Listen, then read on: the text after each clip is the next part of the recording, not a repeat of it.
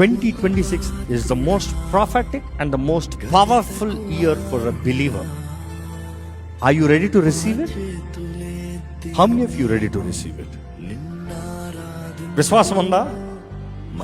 అంటే ఇక్కడే దేవుని కృపను బట్టి ఈ స్టేడియంలో ఇక్కడ నుంచి ఆరాధించుకుంటూ వెళ్ళబోతున్నాం.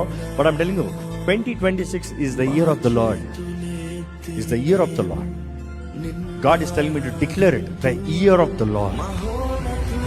ఆగిపోయిన పనులు కొనసాగే సంవత్సరం, జరగనవి జరిగే సంవత్సరం, అసాధ్యమైన కార్యాలు సాధ్యపరచబడే సంవత్సరం.